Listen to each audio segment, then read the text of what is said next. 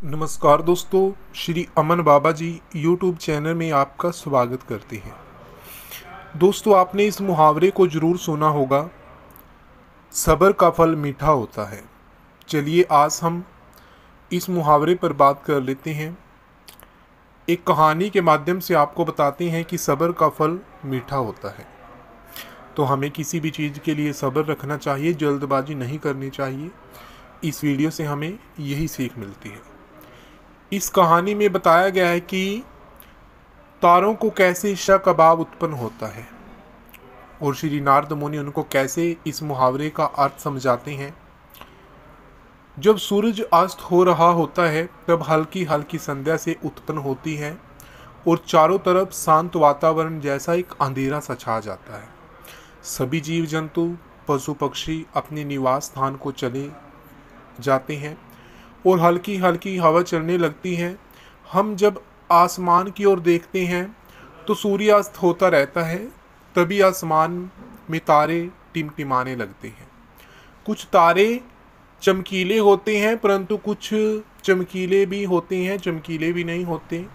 अधिक चमकीले वाले तारों पर हमारी नज़र जल्दी पहुंचती है परंतु कम चमकीले तारों पर हमारी नज़र बहुत कम जाती है। इसीलिए हम उन पर ध्यान नहीं दे पाते और उनकी सुंदरता फीकी पड़ जाती है। परंतु उन सब में से एक ऐसा तारा होता है जो अधिक चमकीला होता है, जिसके आने से पूरा आसमान जगमगा जाता है। वह इतना सुंदर और चमकीला होता है कि उसके जगमगाते ही लोगों के चेहरे पर खुशी आ जाती है। उसे हम स्वाति नक्षत्र के नाम से जानते हैं।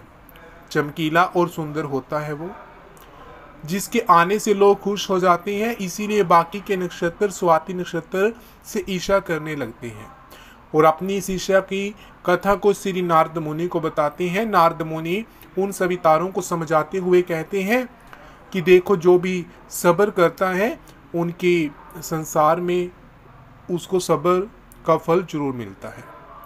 और मुझे प्रतीत होता है कि आप लोगों में धैर्य नहीं है, इसीलिए आप लोग संध्या काल में होते हुए भी तुरंत जगमगाने लगते हैं। लेकिन स्वाति नक्षत्र अत्यधिक समय के बाद आसमान पर निकट आता है, तभी उसकी इतनी ज़्यादा चमक होती है। तभी सभी लोग के चेहरों पर मुस्कान आती है। इसीलिए कहा जाता है कि हमें सब्र करना चाहिए, क्योंकि उसका फल मीठा होता है।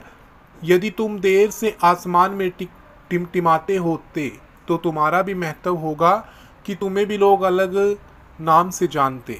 नारद मुनि द्वारा समझाई गई बात सभी तारों को समझ में आ गई। सब्र का फल मीठा होता है, यह बात हम सब जानते हैं और इसे हम लोगों ने महसूस भी किया है। मैं हमेशा अपने कार्य को पूरा करने के बाद अपने परिणाम के इंतजार में उतावला हो जाता हूँ या फिर अपने आने वाले कार्यों को पूरा करने के लिए उतावला हो जाता हूँ, जिससे मेरा आने वाला कार्य बिगड़ जाता है। परंतु मुझे ऐसा नहीं करना चाहिए, मुझे सब्र करना चाहिए इस परिणाम का, उस आने वाले कार्य का, जिससे मैं उस कार्य को अच्छे से समाप्त करूँ, उसका परिणाम भी अच्छा हो। तो दोस्तों, आप मुझे कमेंट के जरिए ज़रूर बताइएगा आपको स्टोरी कैसी लगी।